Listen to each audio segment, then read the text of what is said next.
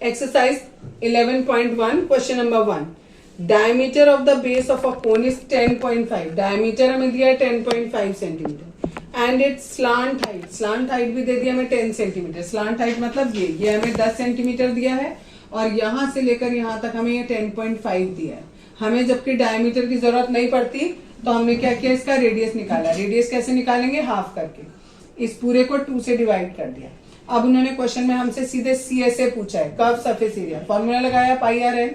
पाई की value 22/7, are की value ये जो थी एज इट इज रखी और एल की वैल्यू 10 है वो रख दिया.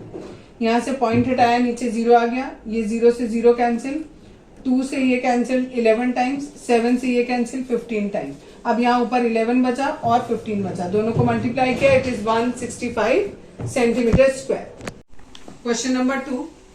Find the total surface area of a cone if its slant height is 21 meter and the diameter of the base is 24 meter.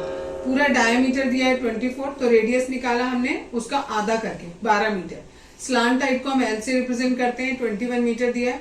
TSA निकालना है. TSA बराबर होता है हमारा CSA plus area of base. ये TSA का फॉर्मूला होता है. CSA हमारा पाई आर एन है और एरिया ऑफ बेस हमारा सर्किल के फॉर्म का है तो उसका एरिया पाई आर स्क्वायर. इन दोनों में से पाई और आर कॉमन आ रहा है, यहाँ से एल बचेगा और यहाँ से एक आर बचेगा. सबकी वैल्यू पता है, वैल्यू पुट करो. एल की वैल्यू 21, आर की वैल्यू 12, दोनों को ऐड किया 33. इन सबको मल्टीप्लाई करो, देन 7 से डिवाइड करो, you got 1244.57 metre square. Question number 3. Curve surface area of a cone is 308 centimetre square. Curve surface area given है इतना. स्लांट हाइट आपको 14 सेंटीमीटर गिवन करी है. हमें दो चीज कैलकुलेट करनी है. पहले तो हमें रेडियस निकालना है और दूसरा हमें TSA निकालना है. CSA गिवन है, उसका फॉर्मूला रखेंगे पाई आर एन. इसकी वैल्यू 308 दी है. आर की जगह यहाँ आर रखा. पाई और एल यहाँ से हटाया तो यहाँ नीचे चला जाएगा. पाई की वैल्यू 22/7, एल की value 14.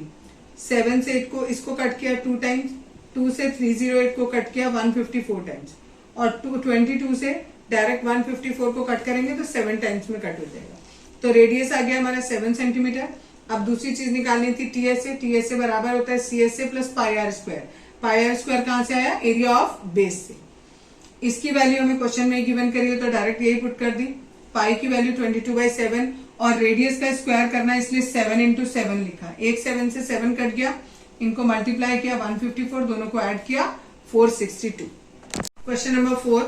A conical tent is 10 metre high. इसकी हाइट दी हुई है 10 मीटर और रेडियस दिया आपको 24 मीटर. ठीक है. अब आपको क्या निकालना है, find the slant height. Slant height हम इसको कहते हैं, दिस वन. ये 90 डिग्री का एंगल होता है. एल स्क्वायर किसके बराबर होता है, H square plus R square के. This one is H, this one is R. ठीक है, अकॉर्डिंग टू पाइथागोरस थ्योरम. तो L की वैल्यू किसके बराबर हो जाएगी, यहां से स्क्वायर हटाया तो इधर स्क्वायर रूट आ गया. H का स्क्वायर प्लस R का स्क्वायर. H की वैल्यू 10 दी है वो रख दिया, R की वैल्यू 24 दी है वो रख दी. दोनों का स्क्वायर किया, दोनों को ऐड किया, स्क्वायर रूट निकाला, L की वैल्यू आ गई 26 मीटर. अब दूसरी चीज उन्होंने पूछी थी कि cost of the canvas required to make the tent if the cost of 1 metre square canvas is ₹70. कितना कैनवस लगेगा, कितनी कॉस्ट लगेगी इस कैनवस को बनाने में. अगर हम इस कैनवस से अगर हम एक टेंट बना रहे हैं तो हमें कितने पैसों का खर्चा आएगा ये बताना है.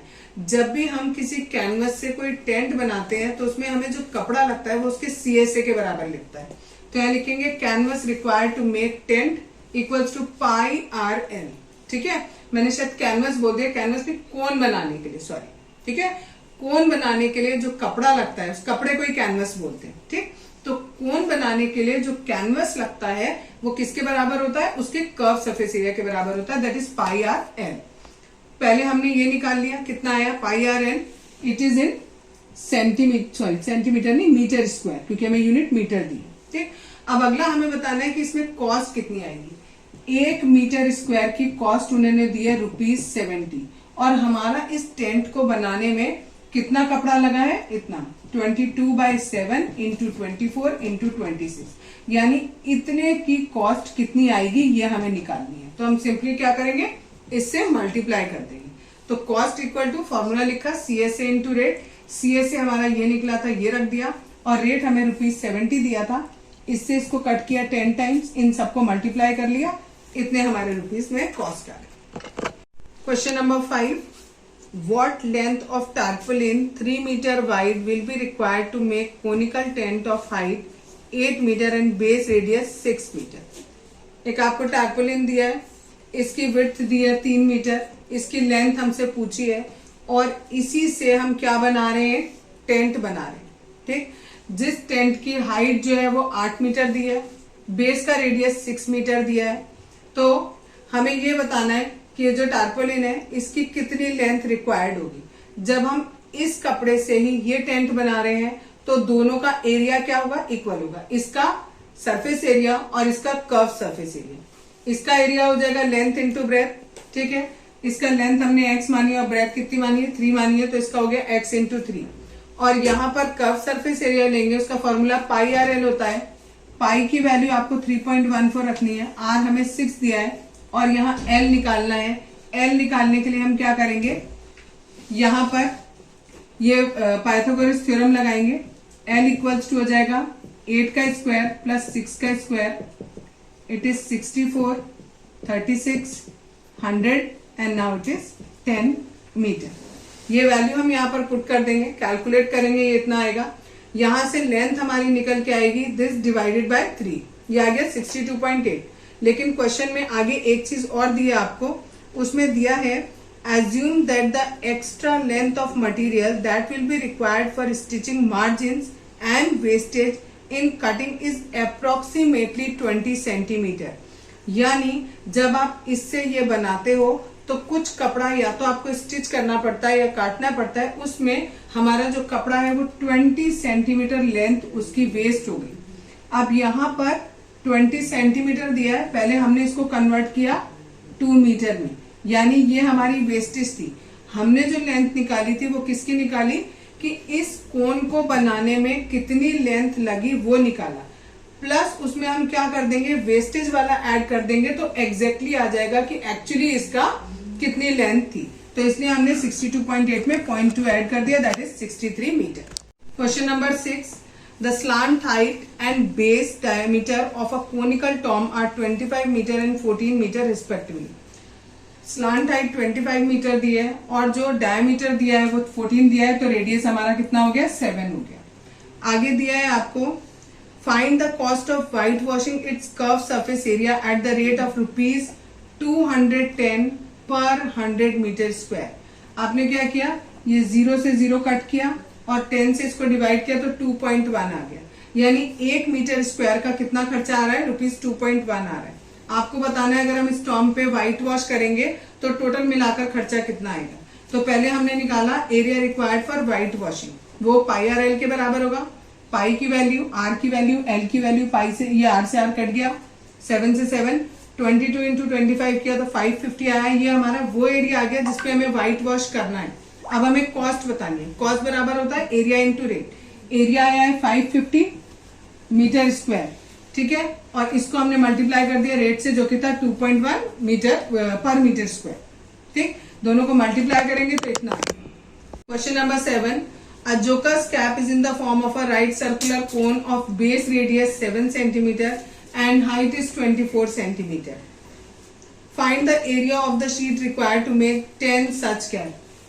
ऐसी हमें 10 कैप बनानी है, उसमें कितना एरिया ऑफ शीट चाहिए वो हमें बताना है। पहले हम एक कैप में कितना रिक्वायर्ड होगी शीट वो निकालेंगे, उसका एरिया, फिर 10 कैप के लिए कितनी शीट की रिक्वायरमेंट होगी वो निकालेंगे। Area of sheet required for 1 cap is pi r L, curve surface area, क्योंकि हमें नीचे बेस नहीं चाहिए, कैप बनानी है तो केवल कर्व सरफेस एरिया चाहिए।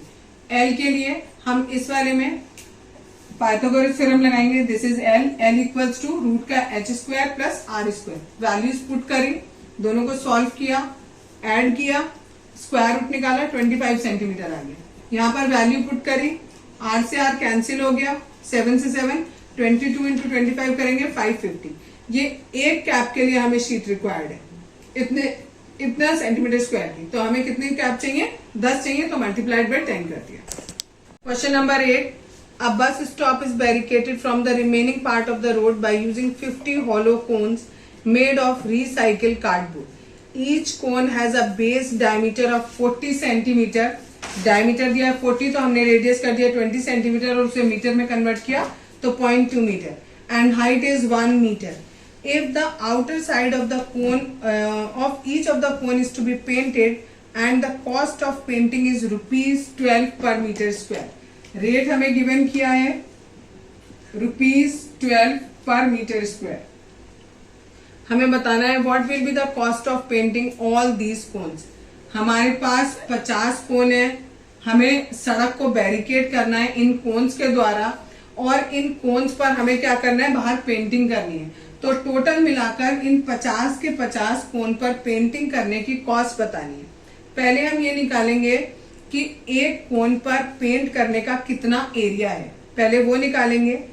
एक कोन का निकलेगा तो फिर हम उसकी कॉस्ट निकालेंगे, एक कोन पे पेंट करने की कॉस्ट. फिर हम उसे 50 से मल्टीप्लाई करेंगे तो 50 कोन पर जितना भी पेंट करने की कॉस्ट निकालनी होगी वो आ जाएगी हमारी.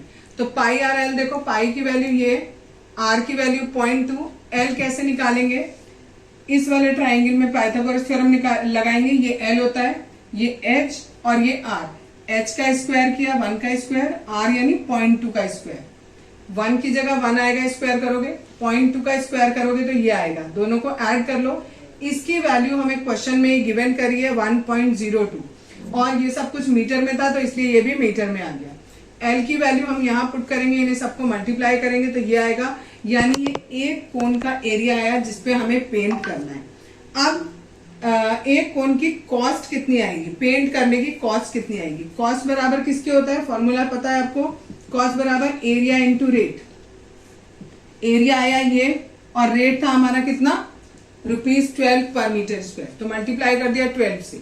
अब हमारे पास ऐसे कितने कोन है, 50 कोन है, तो इंटू 50 और कर देंगे तो 50 के 50 कोन की कॉस्ट आ जाएगी कि उनपे पेंट करने पे हमें टोटल कॉस्ट कितनी पड़ेगी.